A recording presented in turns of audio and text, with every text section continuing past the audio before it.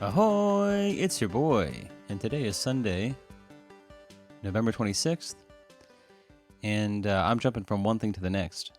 I'm really exhausted. I don't want to say it's very late. It's late for me. It's about 9:30 here, and we're just at the end of our Thanksgiving break from school. And although I always look forward to breaks, I always feel at the very end of them, when I'm in the middle of them, I actually kind of realize that I need a lot of structure. Not to stay productive necessarily, but just to like feel good about myself. I've literally just spent the last like 5 days like hunkered down, spending hours and hours a day on this thesis that I've talked about, and I just feel so sedentary. And it's just one of those things where, maybe it's just like the days where I'm actually up and about and doing a bunch of stuff. Although I might be tired at the end of the day, it's a different type of tired. It's the type of tired that you feel after accomplishing things. Whereas there's a certain type of, when I'm just like sitting or working on a paper or something creative, by the end of that day, I just feel like I've been stewing in my own juices. And it's ironic that I've never wanted to shower more than at the end of a day where I've done no physical activity, you know? Like, actually, I have a friend right now who's in Taiwan, and I'm very jealous because he's actually, he's staying in Taipei, but he's in Hualien, which is a place that I went to, spent a couple nights in when I was in Taiwan. It's very beautiful, and they have a very famous park there called Taroko National Park. And I apologize if, I don't know if I've told this story, but my trip to Taroko National Park was phenomenal in and of itself. But that's not really a story to tell. That's something I would have to like show you pictures to sort of explain to you. But the story, I just spent about like, I don't know if it was like 6 hours just hiking around this park in the sun. And, Taiwan is already hot and I run hot and I'm a sweater. So, even though I'm wearing this like water wicking shirt, my clothes are completely soaked through with sweat. And knowing that this is going to happen and knowing that there's actually not a lot of time between, how much time I allotted for myself to sort of hike around the park and catch the train back to Taipei, I was sort of, the night before I was kind of thinking, how am I going to do this? Because it's like a 2-hour train ride back to Taipei. And if I just go straight from the park where I know I'll be sweating all day to the train, it's going to be very offensive to the person that I happen to be sat next to. So, but it was hard to know what to do exactly because I was leaving for the park at literally like 6 a.m. and I needed to be checked out of my room at 11. So even though the room is right next to the train station and all that good stuff, I needed to be checked out, and even confirmed that with the hotel manager or whatever you want to call them. So I asked him, I said, okay, he had the room reserved for somebody who was anticipating that room. So I said, okay, you can't let me keep the room, but can I ask you this? Can I hide my suitcases in your basement, which he let me do? And is there another room that I could use to shower? Now, if this sounds very presumptuous, this is not the type of question that you ask people in the United States, but when you're bumping around Taiwan, I'm sure there are, if you're at the Marriott, if there is a Marriott in Taiwan, maybe you don't do it there. But for the most part, people are very open to negotiation and understanding, and this is not a overly familiar or strange thing to ask somebody. I mean, at the end of the day, they can always say no, but typically people are happy to accommodate you if they're able to. So he let me hide my suitcases in the basement while I was at the park, and let me use his own personal upstairs shower when I got back from the park.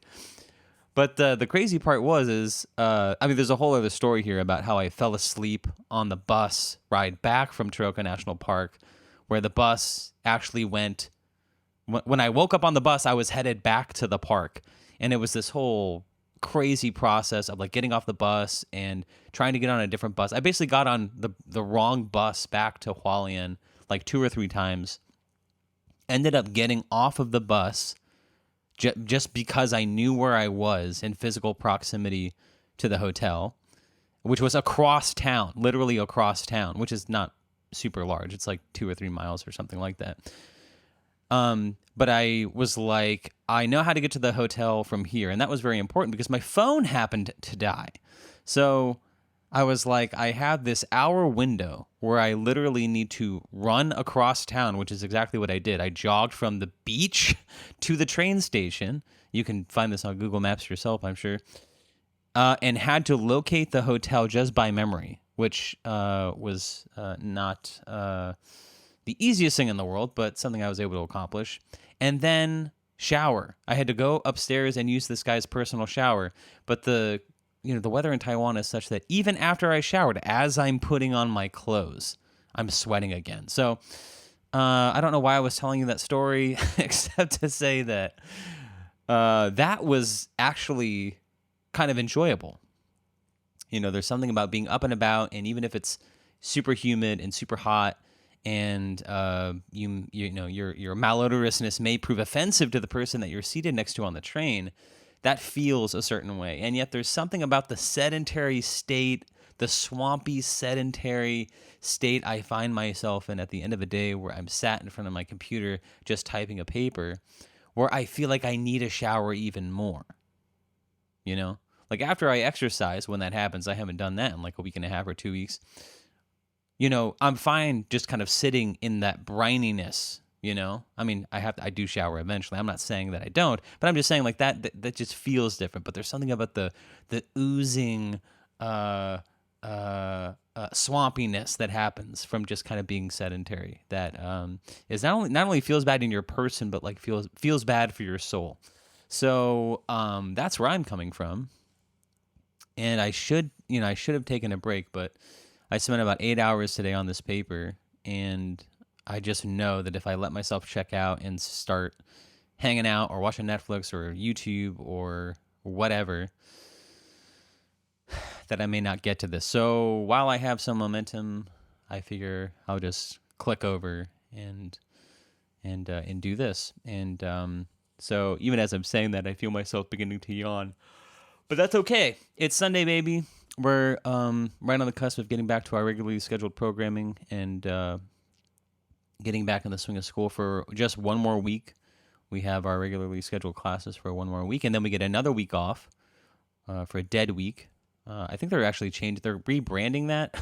When I start, there's something else that they're trying to change the name of, but there's literally been a pushback by students from calling the week before finals dead week, because I don't know what the objection is, but obviously there's something about that language that people find dispiriting, and so I don't know if they're calling it rest and relaxation week or something like that. And there was another phrase, my classical Chinese teacher pointed something else out to me. I can't remember what it was. Yeah, it was something like, instead of saying, oh, this is insane. So instead of saying killing two birds with one stone, there was literally a push for people to say feeding two birds with one scone. Hey, dude, are we losing our fucking minds? That's a real thing.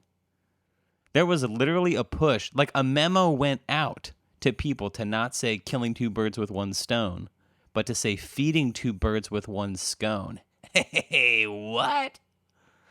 Yes. Wow. Okay. I'm not saying that it's not better. I'm not saying that it's not more cheerful. It just doesn't, it just doesn't even register for me if somebody says a dead week. I don't go, ooh. I understand that we're talking about a relative deadness to the to the schedule, right? Oh, things are like, if you're at a restaurant and there's nobody there, oh, things are dead today. Anyway, let's not get mired in that nonsense. So where am I? Yeah, I was working on this thesis, and I was saying it had to be a minimum 40 pages. It's at 43 right now. And the only thing I've really worked on is, there's like an introduction, there's two major body portions to the thesis, and then there will be a conclusion, obviously.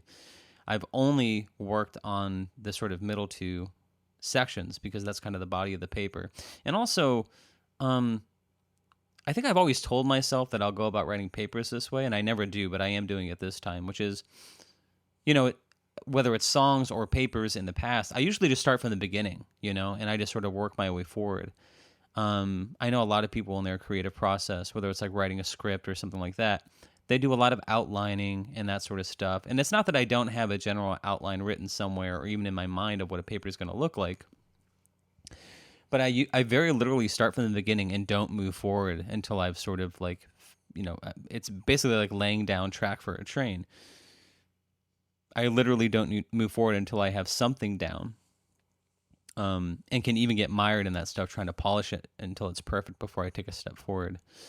But with this paper, I'm just working on the two main body parts because I figure, the introduction is basically you're just enumerating what you are going to say, and the conclusion is you're summarizing and recapitulating what you have said. And so I just figure, a good way to use my time it'll be much easier to write about what I will say and to recapitulate what I have said once I've already said it. So, the paper was supposed to be a minimum of 40 pages. Is at 43 right now. It'll probably be, I bet it'll be 60 pages at least before I've written the introduction and the conclusion.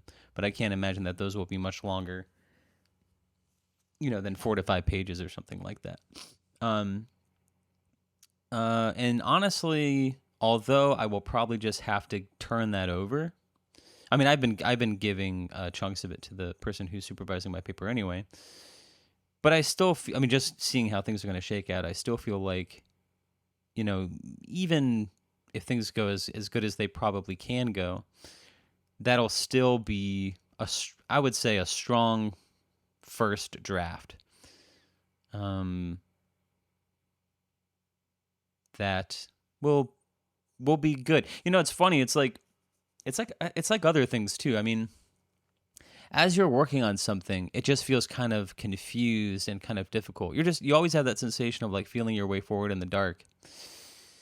And you feel that way with everything that you work on. And there are aspects of this paper where I touch on things that I've written about in other classes, and I'm sort of drawing from other sources. And so what I've done is, there have been times where I'm touching on a topic that I know is semi-familiar to me or I may have written about in the past, and so I'm going into my archives, because I basically save everything in the cloud, right?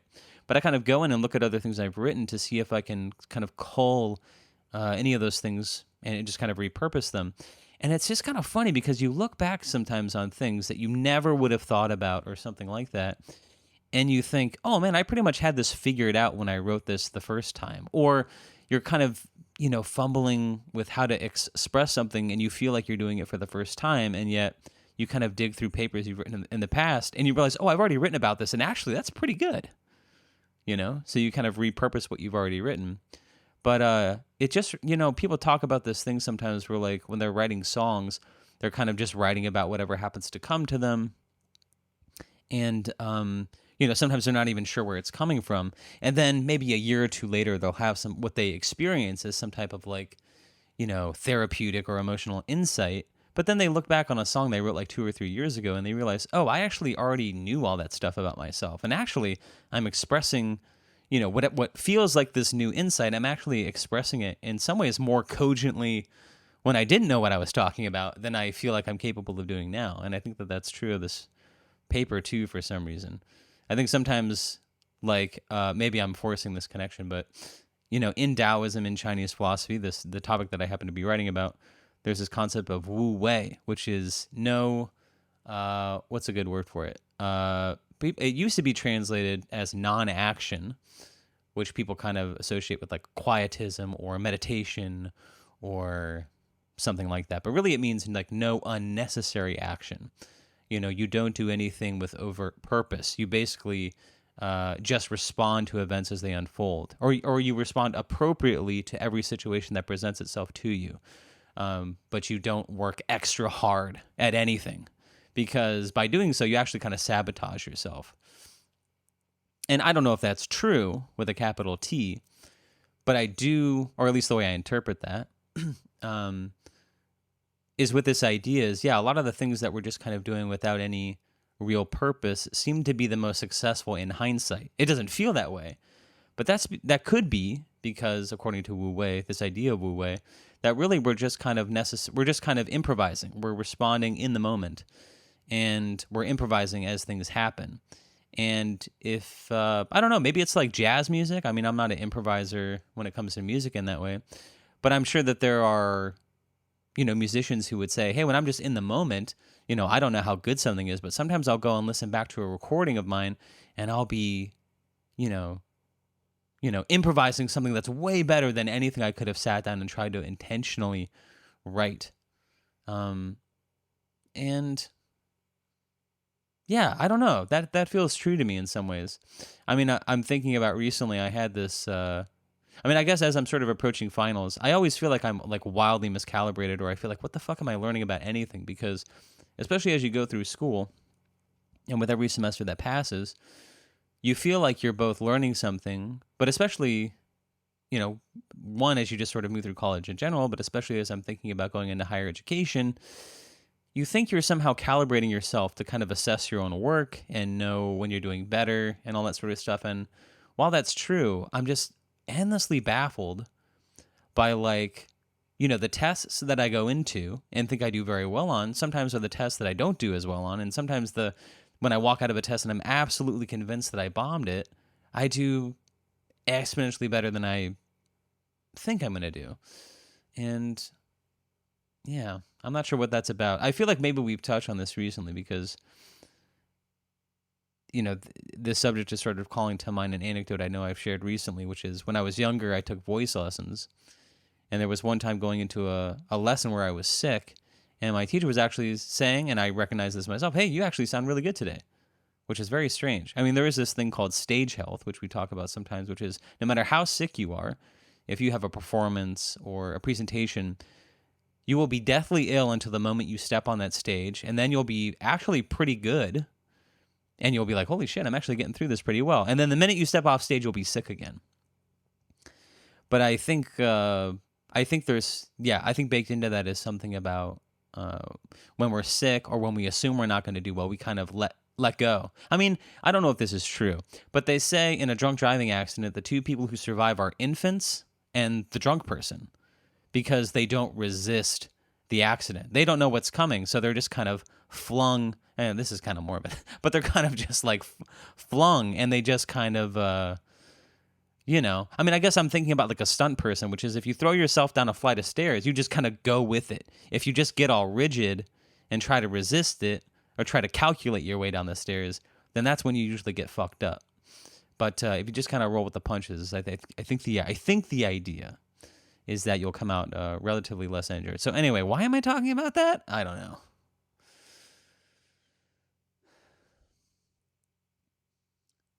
What I am thinking, though, is, at the end of these long days, well, one, I sort of tell myself, like a second ago, as I sort of stepped away from my computer for a moment, probably to use the restroom or get some water or something, I was thinking, man, that was a good day of work. And then I think, well, was it really? I mean, I don't know. People have harder jobs and probably do bigger things. And also, we're living in a time of war where, it's just bizarre to kind of be sitting here in the relative safety of my apartment and working on a paper and feeling, one, a little bit beleaguered by that, but also, knowing that there's millions of people, billions of people across the world who would happily take up my thesis in exchange for whatever life circumstances that they have to be struggling with. But I had this thought too, which is, I wish there's this, I don't know, do you guys know who David Goggins is? He's this kind of, he's in that kind of Joe Rogan ecosystem of supposed experts or, I can't think of their names, but there's like, whoever came up with the idea of the cold plunge, and then there's some like neuroscientists at Stanford who, there's just this whole strata of like kind of dude bros who fancy themselves intellectuals. They're very much into stoicism for some reason. Stoicism for them is like the height of human intellectual achievement, and not to minimize that. I mean, I remember reading meditations, Marcus Aurelius' meditations when I was 17, and being like, oh wow, this is really cool. But yeah, they're very much into stoicism. They're into jujitsu. Right? And they're into, I was thinking about this term, but, I'm built different. Like David Goggins is this dude who like runs like super triathlete marathons or whatever. And I mean, he's absolutely insane. He obviously has something. He actually is built different. But like his whole motto is like, he'll just be running and he'll talk about how your haters just don't want to see you succeed. And so you have to stay hard. But there's this idea too, like when you're up against it, you need to tell yourself like, yeah, while everybody else sees the challenge and shrinks, I'm built different. That's my fuel. I feed off fear. I feed off pain. I remember years ago, I knew this girl who told me, and I've never forgotten this, but she said she worked out at this gym where there was a lot of like military dudes, and one of them wore this shirt that said, "Pain is just weakness leaving the body." And I've always remembered that. But that's but whether it's I'm built different, that's the kind of thing. This pain is just weakness is leaving the body. This is the type of mantra, aspirational mantra that a lot of people kind of tell themselves to kind of push through things. But I don't know, I do wish I had a little bit of that. It's one of those things where I was controversially trying to explain to someone, and I don't think they understood what I was saying, but maybe you will, which is I hate Trump. But there is something about his unwavering belief in himself that I feel like if I just had a sliver of, my life would be a lot better. Like I said to my therapist a couple weeks ago, I was probably referring to something like this, where I was saying like, yeah, people have this hypothetical where they're like, they feel like their intelligence makes them kind of unhappy, knowing what I know, how could I ever be happy? Or my, in a way, it's kind of like self-congratulatory, but it's like my highly scrutinizing mind experiences the world with such alarming clarity that, I somehow see the world clearer than the befuddled masses do, who, in their ignorance, are somehow happier. Although stupider, are somehow happier. So, a sort of self-imagined intellectuals will sort of say things like, "Oh man, I would sacrifice about 10% of my intelligence for 10% more happiness." And I'm not sure I'll completely disregard that. But I was saying this in terms of Trump, which is like, if I had to be completely dispassionate about my contempt for this person, and the kind of genuine evilness that they exude, there's a lesson to be learned here from this person, which is, if I believe that I'm a well-calibrated person and that I'm a good person, how is it that I can't muster the type of confidence that this person has, right? Like, I'm not saying this is my thing, but, I did have this thought where it's like, there's a certain lane of people who will announce like there's nobody good in their area, or there's no good girls, or there's no good guys out there. But I think I've always talked about this idea that like I'm working my way back to zero, right? I'm trying to become a human being. And, whether it's as a student, whether it's as a partner, whatever it is, it's like I always feel like I'm waiting to arrive at this place where I qualify for something. And the truth is, at the end of the day, there are maybe mostly horrible parents out there in the world. Like Hitler had a wife. You don't need to be a good person to find a partner. There's somebody out there for you right now. And I know that sounds awful, but I'm trying to wield this in a kind of a motivational way, which is something that I've actually said to people when I was working on the crisis line sometimes. Which is, if from this day forward you never, quote, developed anymore, or nothing about your life or circumstances or disposition or intelligence or whatever got any better, you still deserve love. You still deserve, to be cared for and respected right now. And where am I going with this? I don't know. I feel myself kind of pushing.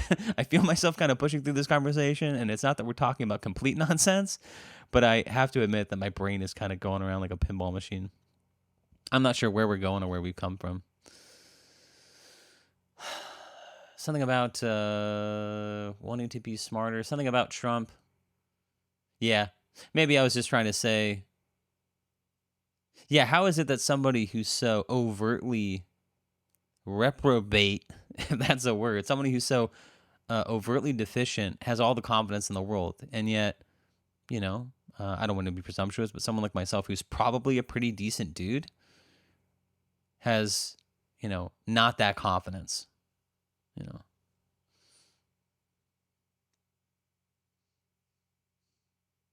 Like, what would it feel like to just know in your gut that you're a good person or anything?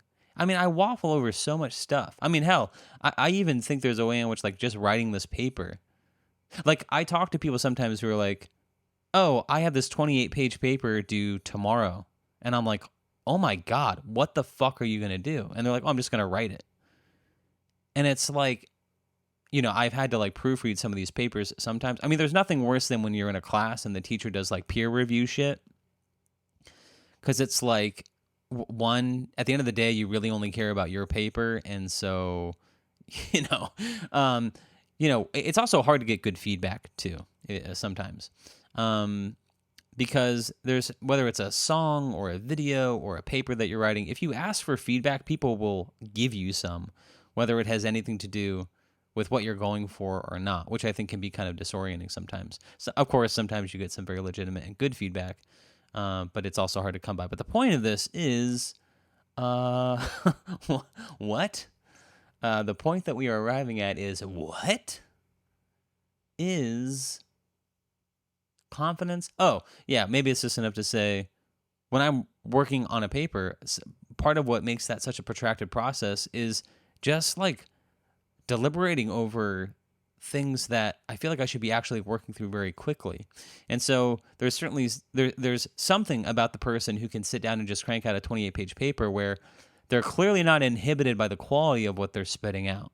Now, I'm not saying that that's good enough, but again, I'm talking about this on a continuum of like Trump or the completely non-prepared person who has to sort of rush through the paper at the last minute. I'm just saying I want a sliver of this.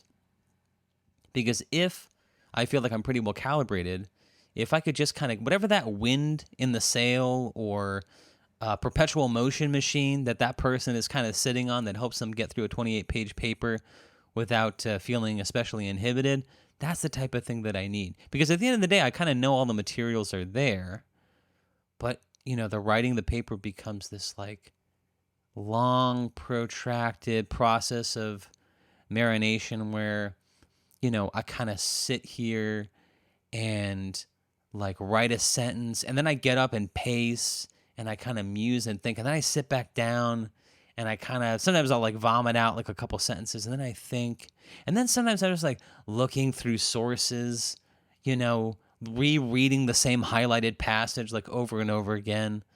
And I'm always constantly feeling like I'm mopping myself into a corner. And sometimes I don't even, it gets to this point where your head is so dizzy that you feel like, I don't even know if I believe what I'm saying as much as I'm trying to force this point or force these connections. And it's only like the next day when you kind of sit down and reread the work that you did where you go, hey, that's pretty good. I sound half intelligent, actually.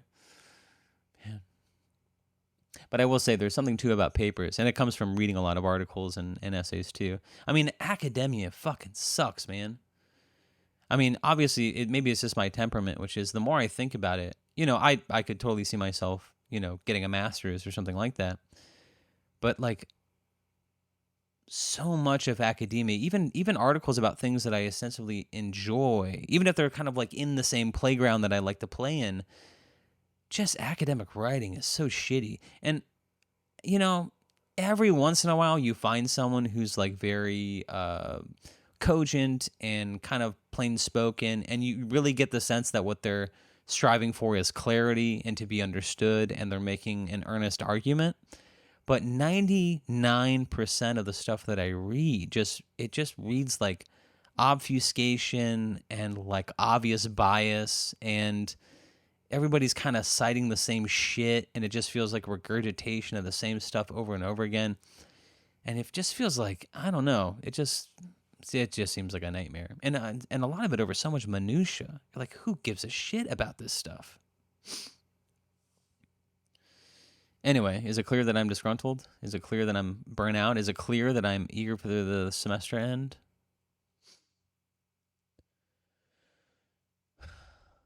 Man. Hell, your boy's graduating, dude. That's wild. It's crazy to think that where are we at now? Well, I guess by the calendar it'll be 3 weeks, but I think my last final will be 2.5 weeks from now. I actually did this thing that I don't often do. I've gotten more comfortable with doing it. But I sort of looked up yesterday as I'm sort of ending this long break where I've kind of been marinating in this thesis, and I realized, oh, dude, you have a project for a history class to do Thursday that you haven't even looked at. I don't even know what the assignment is, frankly. And at first, I was very kind of upset about it. And, excuse me. Excuse me, sorry. Kind of resentful. But then I thought last night, I was like, you know what? I'm just going to ask for an extension. And I have found in the past when I've done that, I've maybe done it like 2 or 3 times, I've actually gotten it. And usually with, a few qualms. I think, especially if you're a student who's kind of demonstrated that you're actively engaged in the class and you've done good work so far, they realize, I'll cut the kid a break. But yeah, I got a response from the teacher. He's like, sorry, I can only offer an extension for people who have like a documented emergency. And I was like, that's totally fair. Thanks for letting me know. But yeah, I'm right at that stage where, and I'm sorry. I know I'm yawning. If it gets out of control, it's not inconceivable that we could cut things short, but otherwise I'll just ask you to bear with me. But as I bear with myself. But fuck it, I'm a dork. But yeah, I'm right at that end of the semester where I always find myself where I have all these sort of looming assignments, and it's a bit like Squid Game or something. Like that. I don't want to, if you haven't seen Squid Game, I don't know, catch up. But there's like, I don't know if it's the last game, but there's one of the games where there's like that glass bridge or whatever, and there's like 2 rows of glass panes. One is tempered, one is like, I don't know what they call it. I don't know if tempered means firm. I think tempered means firm, right? So there's one that's like tempered where it can support a person's weight. The other one is, I don't know, not. And so you have to kind of make your way across this glass bridge, but you can't know where the tempered glass is. And so if you step on the wrong pane of glass, you're going to fall to your death. So yeah, this is the premise of Squid Game, right? There's just all these games where people die or they don't. And if they don't, they move on. And if they die, well, there you go. But I'm at this stage at the end of the semester where I have all these looming assignments, which are sort of stretched out in front of me. And they're big assignments. It's like essays, a test, then you have the finals and this sorts of stuff. So it's a bit of an obstacle course that I'm sort of looking at. And I always think, I don't know how I'm going to actually do it. Like, how is everything actually going to get done? Excuse me, because at the rate things are going, it just doesn't seem like it's possible. And yet, things seem to get done. And again, I just have to remind myself, it's, there's 2 classes I'm taking where I just need to pass. I don't need to do perfect. I don't need to get an A. I really just need to do good enough. And yet it's easy to say, but it's hard to do. And even as I'm saying that, I feel like, maybe that sounds like, the person sitting in a job interview who says, hey, what's your biggest fault? And they're like, my biggest fault is I care too much or I work too hard. That's not what I'm trying to say. I'm trying to say, yeah. Not that I always do my best, but yeah, there feels something kind of dangerous about letting out taking my foot off the gas, so to speak, letting myself kind of coast on certain things. I don't know why that is. And you know what it is, dude? I mean, part of my sitting here yawning, and I'm thinking about, like, just doing in my juices, and, like, I even, like, set a reminder for myself to, like, take a shower tonight. I just don't feel good, man. And I always tell myself, I always find myself at the end of the semester, like, I just feel, tired and sleep deprived and bloated. Like, especially as I get older, I find, like, sleep is really the foundation of health. And, even when it's during the week and I'm exercising like 3 to 5 days a week for like 30 minutes a day, if you're not sleeping, you're just, it's just not good for you. And,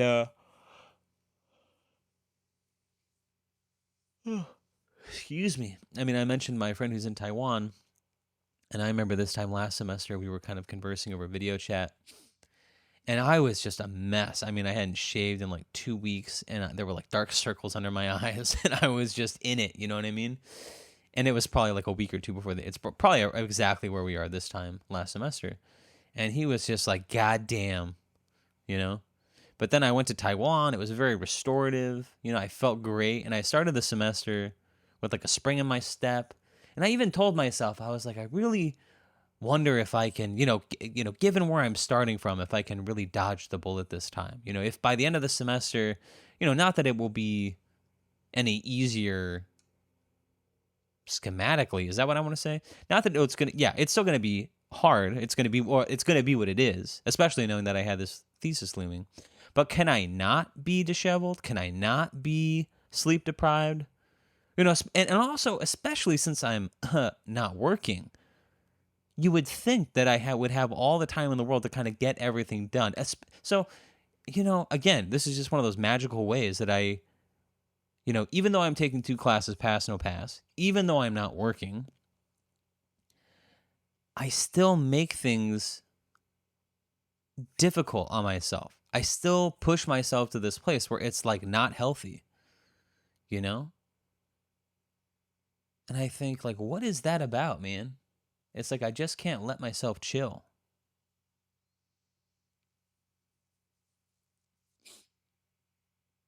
It's like that thing, speaking of David Goggins, it's like when I encounter these people who are like, oh yeah, I run a marathon every day. It's like, hey, what are you running from? Or it's like, yeah, because if you stop running, you have to feel your feelings, right?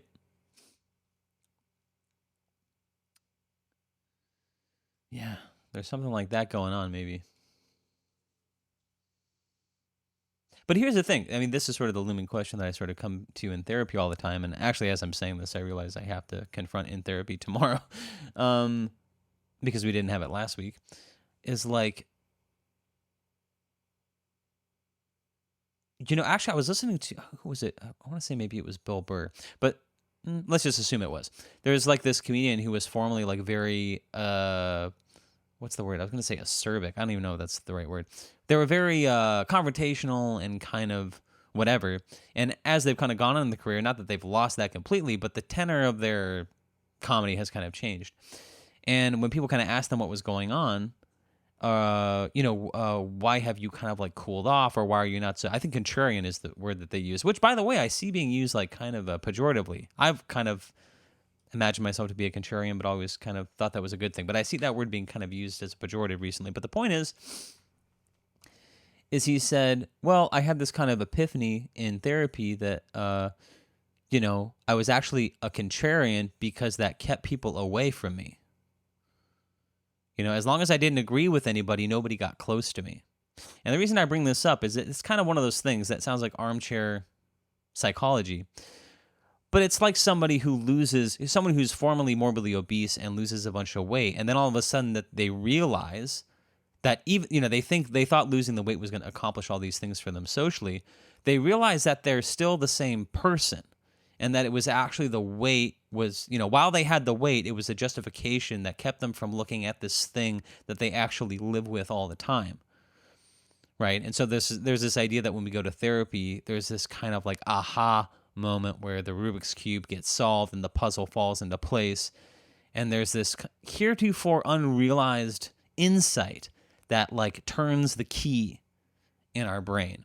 And I'm not going to bore you with rehashing the same shit over and over again, but I've one of my contentions is that actually people who've done a lot of therapy, more than just a year or two, one of the plot twists of therapy is actually you often, not always, you arrive with most of the insights that you're going to have. Now, life is long, and if you go to therapy for a really long time, nobody can anticipate all the twists and turns that their life goes through, and how our mind changes and develops over the years, and the insights that just come with, the general lived experience. But I'm talking about the insights of therapy, these types of aha moments where we retroactively kind of, we sort of gain some new insight that forces us to kind of reimagine our story, or, whatever narrative we've been telling ourselves about our past or whatever. We're kind of given some new clarity on it where we can kind of recontextualize that, and everything kind of falls into place. A lot of the things that the real thing about therapy is not Like, maybe I've said this a million times. I've certainly said it in therapy recently, but like when I arrived in therapy, I treated it like personal training, like someone who's overweight, who's like, hey, I'm emotionally unfit, and where I'm sitting at this emotional weight, and I'm trying to get down to this emotional weight. And, I assumed I would go there and I would be basically held accountable every week by this person who was going to help me do the work. Like people talk about this all the time. Like they'll sort of prescribe for people like, hey, go to therapy and do the work. Or you see this on dating too. People talk about they want to date someone who's doing the work as if there's some kind of universally applicable thing that people encounter in therapy. Anyway, it's just not, it seems, one of the kind of reductionistic ways that we kind of talk about mental health, and especially what the sort of self-imagined progressive enlightened crowd sort of want for themselves and essentially for other people. But the point is that I went to therapy thinking that this was going to be a personal trainer who helps me get where I want to go. And this is not a perfect analogy, but what therapy actually has been is like, you're actually fine the way you are. And part of the problem is you trying to force yourself to do this thing that you actually don't want to do. You know? Like when I think about the person I was before I went to therapy, I felt absolutely beleaguered, and I felt like I was up against this kind of immovable force, this thing in my life that was keeping me from becoming the person I was supposed to be.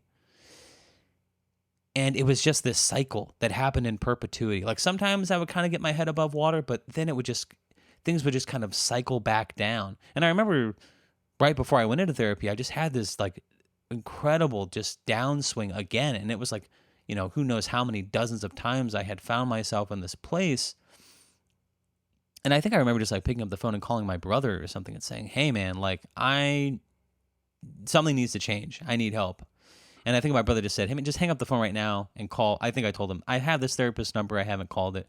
I think he just told me, hang up the phone and just call them right now. And I think I did and left him a message, and the rest is history. But it was like, it felt so clear to me before a therapy what I thought the drama of my life was. And it's hard to articulate now, but I'm just saying, I remember I felt so clearly that the work that I needed in therapy was to help me get to point A. And point A was where a lot of people were standing. A lot of people in my life, I thought, wanted me to be standing over there. And yet, I said in therapy something like, if I had never gone to therapy, I would have lived the rest of my life struggling with myself, trying to get myself to this place where I thought I should be.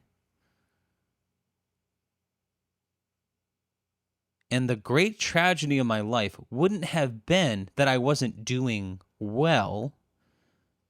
I look back on my life and I think I could have gotten the job. I could have married the person. I could have done the thing, and I could have done it well. But had I continued down that road, the tragedy of my life is that I would have had everything that everybody wanted for me, and I would have been miserable. And the work of therapy is darker and mysterious and more scary because, at least for me, it's, it's like all these things that I enjoy, the ways I like to spend my time, things I like to do that kind of other people seem to furrow their brow at or think is a waste of time or think is like endemic of actually what's wrong with me. It's been about like giving yourself permission to actually explore those things and allow, give yourself permission to actually go deeper into those things. It's kind of a cliche example to talk about, the Robert Frost, like two roads diverged in a yellow wood, but it's something like that, And it's hard too, because there's so many well-intentioned people in your life who, by virtue of just, we can't see outside of our own perspectives. It just is the case that what happens to have worked for us, we want for other people. Right. So it's very easy to become prescriptive, and and therapy could be one of those things, right? Like right now we're just in this, it's a default, we all believe in therapy and it's a good thing and everybody should have it, but maybe not everyone needs it, And by the way, a lot of therapists fucking suck. I don't want to cut people short, but I've met dozens and dozens and dozens and dozens and dozens and dozens and dozens of people who've announced that they want to work in mental health, that they want to be therapists. And maybe there's a lot of assumptions here, but there is nothing about them, to me, that indicates that they have any talent in that direction. I've met some people who are absolutely fucking incredible, who I think would be phenomenal in that work, but it's exceptionally rare. So even though we're pushing people toward therapists, we could be pushing them into the arms of crazy people who will fuck them up. You know what I mean? But where am I going with all this? The dark work of therapy. I don't know. I was talking about something like the dark work of therapy. Who the fuck knows what I'm talking? Who knows what I'm talking about anymore? What was I talking about? Something about the dark, deep, and mysterious work of therapy. The dark path of therapy. The plot twist of therapy. I don't know. It was so poignant. This is the worst part about life. It was so poignant in my therapy session where I said it. Actually, this is a perfect example of those moments where when we're just extemporaneous and speaking off the cuff, we oftentimes have the ability to express something maybe that feels highly complex in other moments very clearly and find the perfect analogy or express ourselves, very articulately. And yet, in this moment, where it's completely uninspired and forced, and I'm looking for something to talk about, I'm not able to express this clearly. So, but hell, that's the exercise, right? But there was something poignant and true about this observation I made in therapy, which is, yes, prior to therapy, I had a very clear sense. I was certain of what the work of my life needed to be for me to be happy. I needed to solve X about myself. And by, working through that, I would be happy. Now, that's harder to articulate what that meant exactly, but I've seen it play out in 1,000 ways in my life. Even as I'm sitting here and I'm saying, oh, I feel sedentary, I don't feel healthy. It's like I think by working out X number of days a week or by living at X weight, I'm going to be happy. I used to run all the time. I run a couple half marathons. I was running like 6 days a week. I was, as I'm sitting here and as we get older, our bodies change and we sort of look back on our younger selves and think, why did I think I was ugly? I would love to look like that. But I've been overweight, I've been emaciated, and I've never been happy. No physical form I've ever embodied in any way moved the needle about this thing I'm trying to change about myself. And I've dated all different types of people. I've dated people that were strictly physical attraction, and I've dated people who were, the other end of that spectrum. It was really all about the emotional connection and that sort of stuff. And while I do have a value judgment on that and what I want for myself, it never fixed the thing about me that I've been trying, this X factor. It's never solved those things. And the same is true of music. If you had asked me when I first started playing open mics, what's going to feel like happiness or success to you? It would, of course, there's an international superstar or something like that. But I mean, realistically, it was exactly the types of things that I ended up accomplishing in music, whether it was X number of streams or playing this venue or whatever the case, or, hell, I mean, there was a day where it was just finishing a record or finishing a song. But I mean, having a meaningful output, and if you just want to talk about streams, I have more streams than most people I've ever met in my life. I've certainly written and produced and released more music than most other songwriters that I know, at least in my sphere, people that I know. But I'm telling you that none of that made me happy. I mean, it was very fulfilling in many ways, but it never solved the X factor that I keep returning to.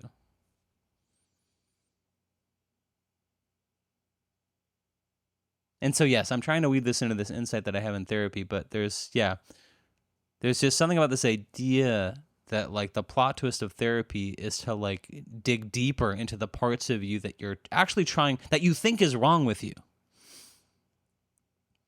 There's many moments in my life where I, before therapy when I was younger, I would express something that I thought and felt that was just met with such censor and sort of incredulousness. And as if what I had just said was sacrilegious or verboten. And, indicated something like profoundly wrong with me. And yet, in therapy, when you have those kind of early sort of paradigm shifting insights, you realize, oh, that was the realness. Like, that was the truth. And it's just, yeah, there's just, yeah, I don't know what to say about this. It's just, there's something paradigm shifting about therapy, what that therapy has been for me, that I just feel like, but for my experience in therapy, which itself is predicated on privilege, and a host of other things that I don't know what I did right in a past life to, have the resources that I have. But it's weird to be sitting in a place where I feel like there's something about my experience in therapy that I do feel is so crucial for so many people, maybe not for everybody, but for a lot of people. And yet, there's so many barriers to accessing that. And I just have to believe that so many of us live our lives, I don't know, Sisyphus is kind of a cliche, right? But this idea of just rolling the boulder up a hill and it's rolling down, and it feels like good work.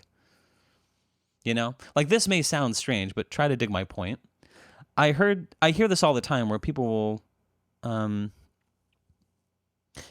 well, let me first say what I'm trying to shoot for here. I'm trying to shoot at this idea that, like, there's a conventional perception of things, and then there's like the Jedi perspective of things. So it's like, you'll hear this platitude oftentimes, which is like, why do these basketball players get paid exorbitant amounts of money to put a ball through a round hole?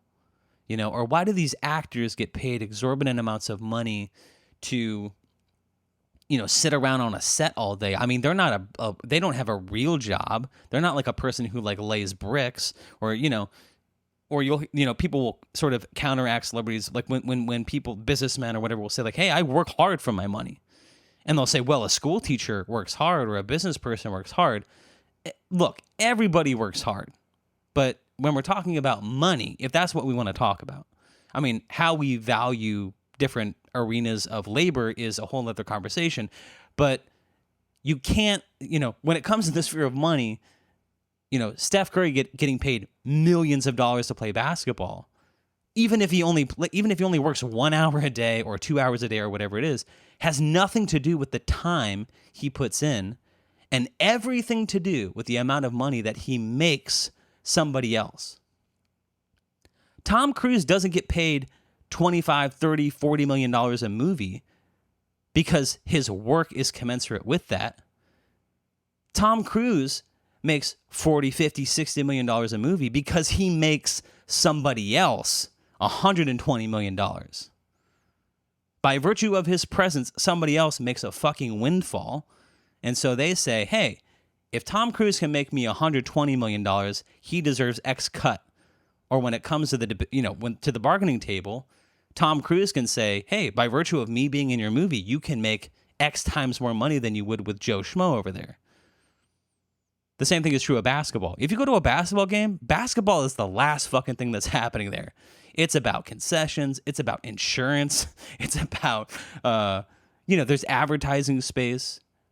Steph Curry goes by Steph Curry could be like, I could stand on this court and pick my nose.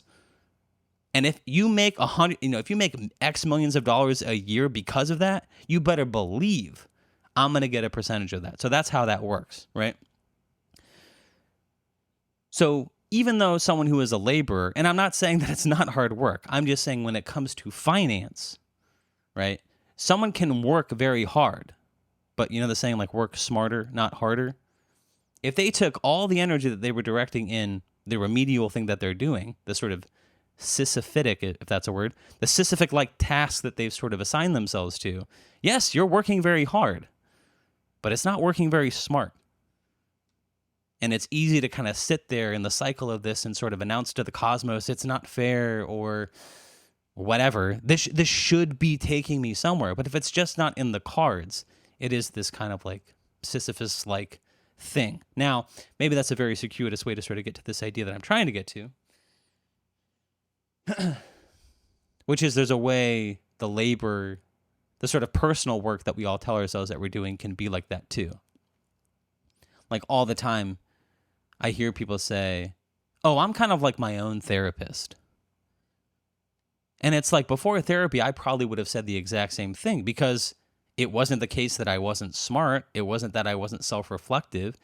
It wasn't that I couldn't look at other people and feel, maybe presumptuously, that I saw the kind of inconsistencies or contradictions, or, they treated themselves like a mystery, but it seemed pretty fucking clear to me what was going on. I thought that I could sort of, wield the same insight that I seem to be able to project on other people so clearly onto myself as well.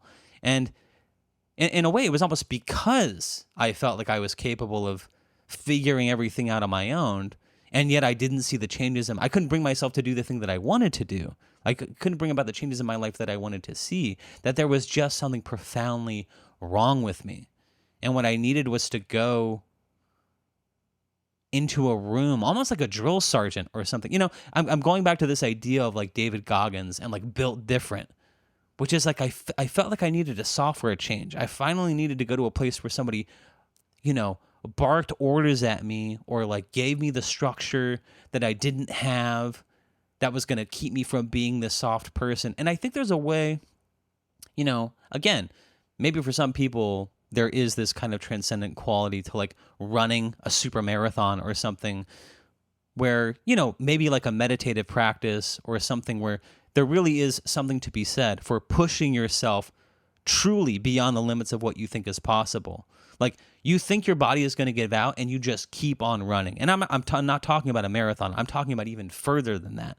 Maybe there is a type of transcendent consciousness raising experience that comes from that you kind of want other people to experience, and that translates into other aspects of your life as well. And yet, I think there's a whole population of people who sort of see that in David Goggins or the kind of whatever, this kind of newfangled machismo that we're kind of selling to people about being built different. Oh, I'm built different.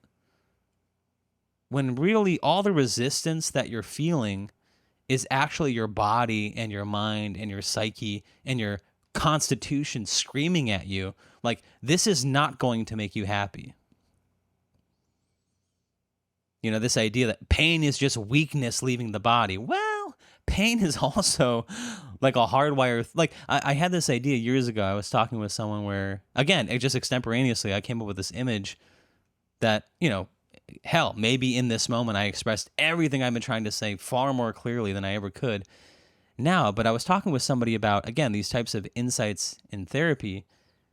And I was saying, like, before therapy, it was like I was sitting in a theater, like, they talk about like yelling fire in a crowded theater. It was like my body was screaming at me that something is profoundly wrong here. Like my body was just screaming, fire, fire, fire.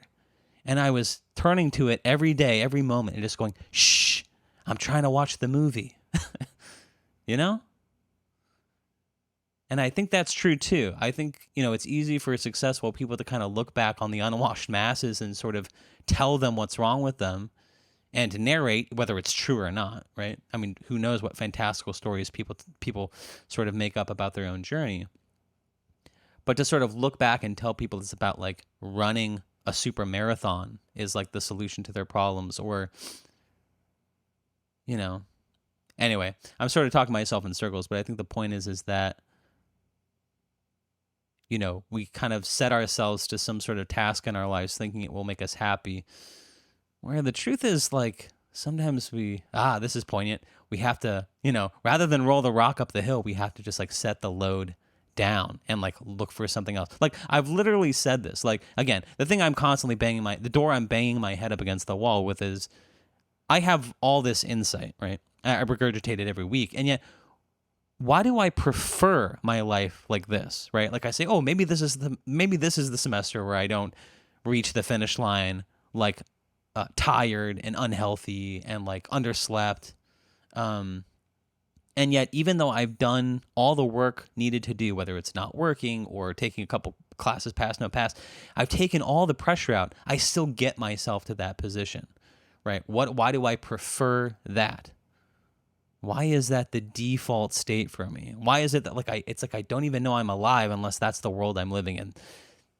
There's something like I insist on carrying this weight with me everywhere I go. And if I alleviate it in one aspect, I'll look for something else to pick up, to put the same weight on myself. And it's literally like the question is like, if I was sort of being a sort of TV therapist, I would say, well, what would it feel like to put that load down? And of course, the question I'm left with is like, well, what am I going to do with my hands?